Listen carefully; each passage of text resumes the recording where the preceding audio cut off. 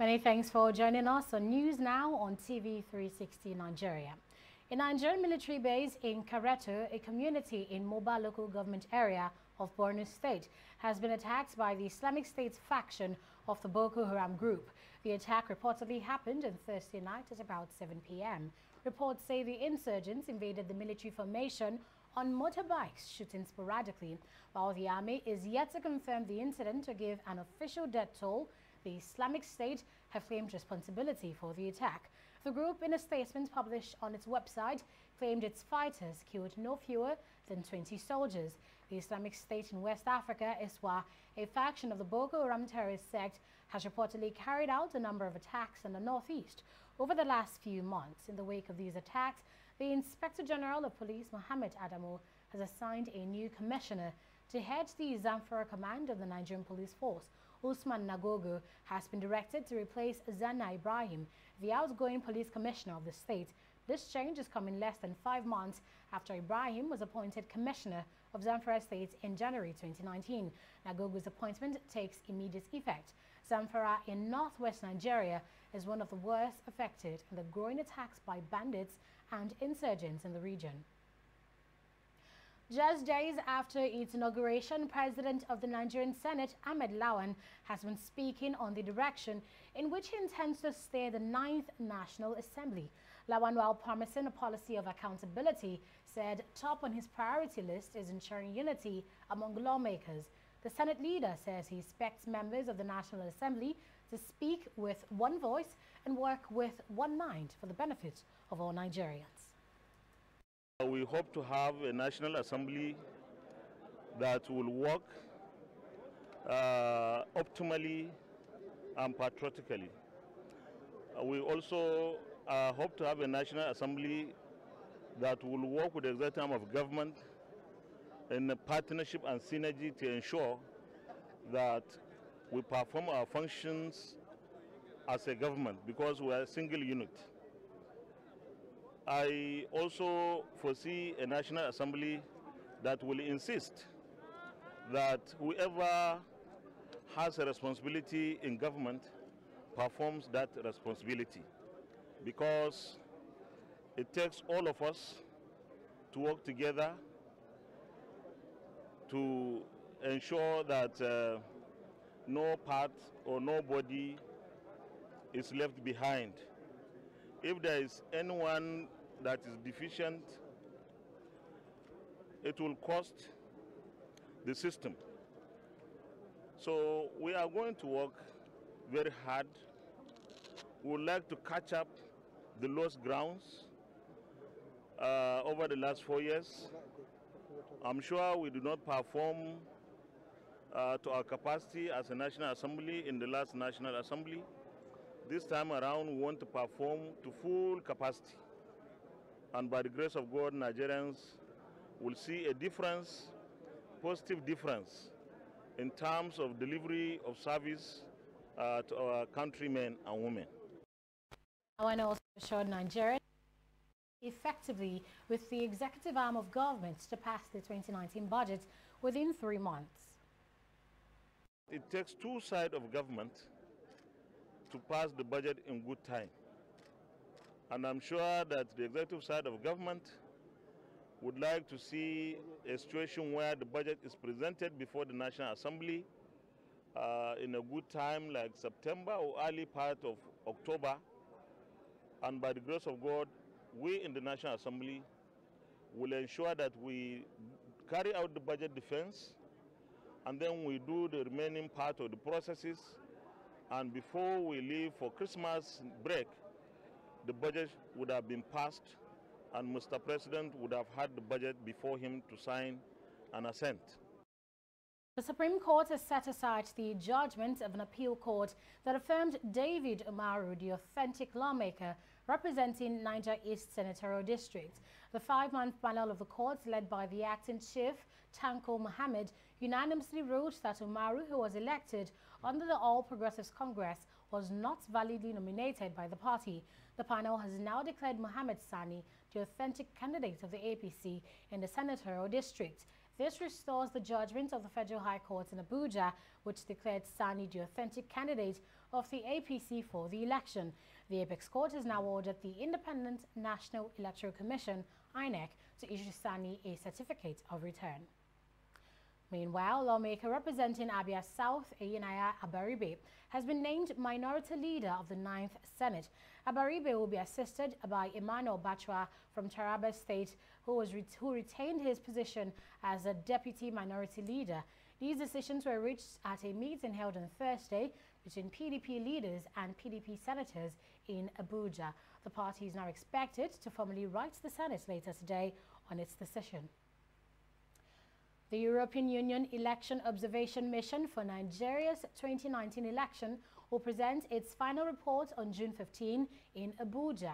Chief Observer Maria Arena will present the report containing key recommendations for strengthening Nigeria's electoral process and democracy. The EU representative made this known during a visit to Mahmoud Yakubu, national chairman of INEC, in Abuja. Yakubu added that the recommendations of the report will benefit Nigerians across all spheres of her national life. We know that democracy is something that Nigerians are fond for, and I think that they deserve also democracy. They show that they are really committed for, and these recommendations are for the different stakeholders, and the stakeholders are important. INEC is one of these. I must say, perhaps on the electoral process, the most important one. And so you will see that a lot of these recommendations are addressed, of course, to INEC, but they are not the only one. I think the government, the chamber, the parliament, but also civil society are concerned about these recommendations and this electoral process. Every election in any democracy around the world is work in progress. We therefore look forward to the full 2019 EU Election Observation Report and recommendations. We are confident that there will be useful lessons for the Commission and all other institutions and stakeholders as we prepare for future elections. Indeed, the report is coming at the right time as it will feed into the ongoing review of the conduct of the elections. Emir of Kano State, Muhammadu Sanusi II, has revealed that he did not inherit up to 2 billion naira when he assumed leadership of the emirate. Emir Sanusi responding to a query issued to him by the state governor Abdullahi Ganduje over the alleged misappropriation of 3.4 billion naira by the emirate, also noted that he is not the accounting officer of the council, hence he is not in the best position to explain how the alleged money was spent. Meanwhile, Kano State Governor Ganduje has demanded a public apology from the embattled emir for allegedly dragging the Emirate Council into politics. The governor says this is the only way the ongoing reconciliation moves between both parties will yield desired results. Emir Sanusi had reportedly campaigned against Ganduje's re-election in the March polls. Kogi State Governor Yahaya Bello says he is confident of victory in the forthcoming governorship polls in the state. Bello, after meeting with President Buhari at the presidential villa in Abuja, also passed a vote of confidence on the newly inaugurated members of the 9th National Assembly. He says he's optimistic that the legislature and judiciary will have a better relationship than it did in the past. Kogi State is set to hold its governorship election come November the 16th. From national to state to the local government level, down to the grassroots. They know that I'm the leader of the party in the state. I've built it very strong. Anytime, any day, we will win any election with landslide. That I'm going to win in the primaries is given by the grace of God, by whichever means, direct or indirect. That is one. Two, in the November general election, we're not just talking of winning. We're looking at margin. The margin is going to be such that whoever comes far second will be discouraged to go to court. And the next level, we're going to see government at ease. Execution of programs, projects, and every other policies of government with ease, unlike the 8th Assembly. We're very confident. You can see now that the atmosphere is very calm. Everybody is happy that APC got it right this time around. Kudos to the national leadership of our party, and kudos to Mr. President. Kudos to the leadership of the National Assembly, and kudos to all members of the National Assembly, the senators and the reps. I think they've done excellently well. Nigerian Society of Engineers, Ikeja branch, is seeking to improve the level of creativity among Nigerian youth. The group has now organized an Innovation and Creativity Fair tagged Creative Fair 2019. Chairman of the branch, Fumi Akingbagbon, says the event is aimed at opening up engineering and technology innovators to the industry with the intention of advancing homegrown technological ideas, projects and solutions. We'll be having discourse on artificial intelligence, we'll be having discourse on mechatronics, we'll be having discourse on agricultural produce and how to convert them using machines to be able to look at agricultural produce. We'll also be taking a competition. We'll also be having a competition, and we'll be coming out with the 3 best innovation and creative ideas that people have been able to come up with in terms of creating machines to solve problems within the stipulated areas that we are looking at. This is going to be the first of its kind, and it's going to come up every year for us as engineers and for artisans and for technicians to also be involved in ensuring that we bring solutions to our immediate environment. We have received entries about, new technologies of preserving, some of the products, some of agri products that, will easily get damaged, maybe within a short period. So somebody was able to come up with a technology to preserve them for use over a long period. So in agro-technology, we have additive manufacturing. We expected to have from biomedical engineering, but I don't think we exactly received any entry in that direction.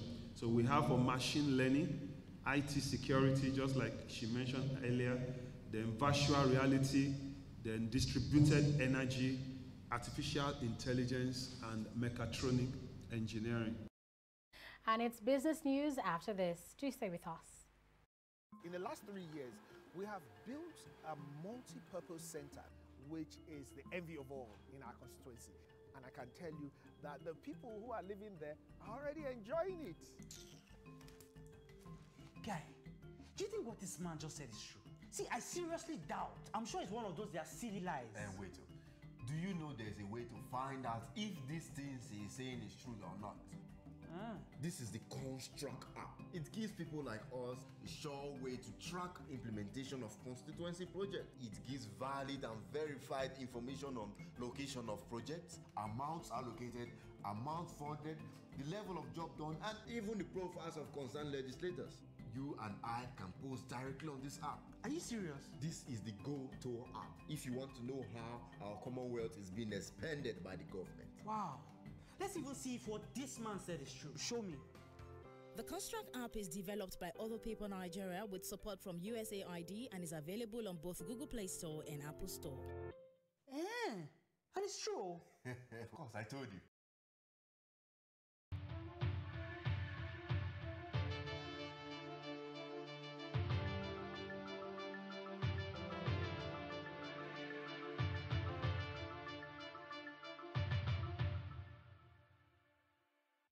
You're welcome back. Now, the Nigerian government is going hard on smugglers, and we have Fidelia Agunta to tell us more. Well, President Muhammadu Buhari has directed the Central Bank of Nigeria to blacklist any firm caught smuggling or dumping any of the restricted 43 items into the country.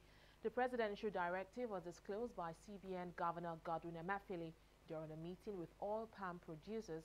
Emefiele also said the presidential directive mandated the Apex Bank to expand and provide support to firms and individuals that want to expand the production of 10 different commodities in Nigeria. The 10 different products are rice, maize, cassava, tomatoes, cotton, oil palm, poultry, fish, livestock dairy, and cocoa. Fitch, a global credit rating agency, says Nigeria's medium-term growth outlook will be slowed by acute supply shortage in the power sector and security challenges. In a recent commentary, Fitch affirmed Nigeria's rating at B+ saying it is also weighed down by poor governance and development indicators, structurally low fiscal revenues, and high dependency on hydrocarbons. Nigeria currently generates about 7,000 megawatts of electricity, with an installed capacity of about 12,000 megawatts and distribution of about 4,000 megawatts. The country, however, needs about 170,000 megawatts of power, given its population of 201 million. Brent crude on Friday extended sharp gains from the previous day following attacks on 2 oil tankers in the Gulf of Oman and stoked concerns of reduced crude flows of the commodity through one of the world's key shipping routes. The attack near Iran and the Strait of Hormuz pushed oil prices up as much as 4.5% on Thursday, putting the brakes on a slide in prices in recent weeks over concerns about global demand U.S. crude. It was the second time in a month that tankers have been attacked in the world's most important zone for oil supplies amid rising tensions between the United States and Iran. Washington quickly blamed Iran for Thursday's attacks, but Tehran denied the allegations. Brent crude futures were at 23 cents, were up by 23 cents at $61.54 a barrel, while U.S. crude futures were down by 1 cent at $52.27 a barrel. And up next is a review of the stock market after this.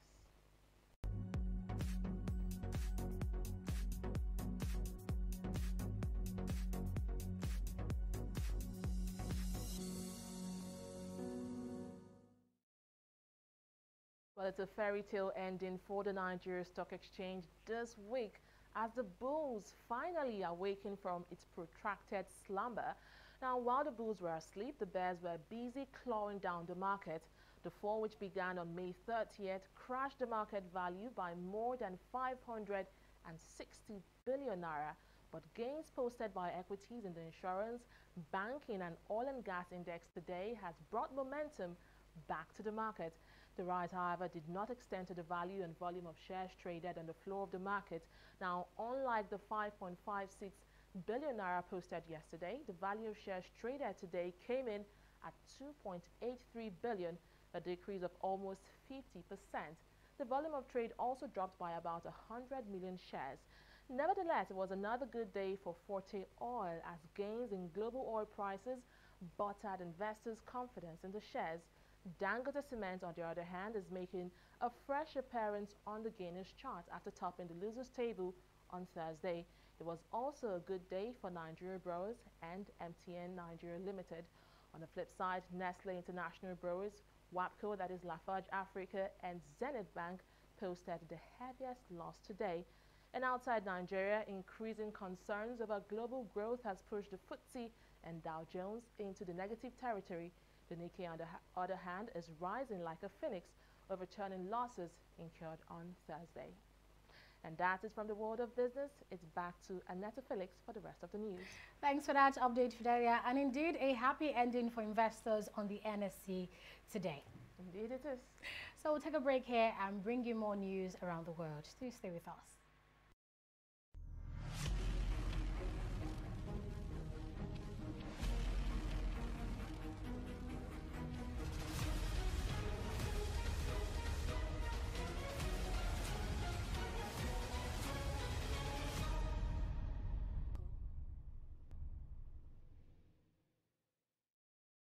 The U.S. military has released video footage allegedly showing an Iranian military patrol boat approach one of 2 tankers attacked in the Gulf of Oman on Thursday. The unidentified small patrol vessel is seen in the footage alongside the Kokuka Courageous. A crew member then appears to remove an object from the tanker's hull. Unnamed U.S. officials were quoted in media reports saying the boat was from the Iranian Revolutionary Guard and the object a limpet mine. U.S. Secretary of State Mike Pompeo said the administration believed blasts on the 2 tankers were caused by the Iranian military based on intelligence, the weapons used and the level of expertise needed to execute the operation. Meanwhile, Iran has denied responsibility, saying it could be a plot by mischief makers who are trying to provoke a conflict between Iran and the United States. A British judge has scheduled a full extradition hearing to begin in February next year for WikiLeaks founder Julian Assange. Assange is wanted in the United States on espionage charges. The 47-year-old is accused of violating the Espionage Act by releasing a vast trove of classified military and diplomatic files in 2010 about U.S. bombing campaigns in Afghanistan and Iraq. He's currently serving a 50-week prison sentence for violating British bail conditions in 2012. Assange has, however, denied the allegations, saying he released the files acting as a journalist. Let's turn now to sports, as the Super Eagles of Nigeria has dropped 3 places to 45th spot in the latest FIFA World Ranking released by International Federation of Association Football. Despite holding firm to the 3rd spot in Africa, Super Eagles failed to improve on their impressive jump back in April when the country moved 4 places in the ranking. The rating comes a day after the national team played a 0-0 friendly with Zimbabwe in preparation for the Africa Cup of Nations holding in Egypt. Meanwhile, Senegal is still the best team in Africa and are ranked 22nd in the world, with Tunisia coming in 2nd and 25th globally. Vomin Boban is set to leave his position with FIFA to rejoin former club AC Milan as chief football officer, the global governing body said on Friday. The 50-year-old Croatian has acted as FIFA's Deputy Secretary General for Football since 2016, working on tasks such as reformed Club World Cup. Boban played for Milan from 1991 to 2001, winning the Champions League in 1994, and that's in addition to 4 Serie A titles. However, Milan has struggled in recent years by regularly falling short of the Champions League places, while Juventus have won 8 domestic crowns in succession. Before we draw the curtains, allow me to share this almost comical development with you.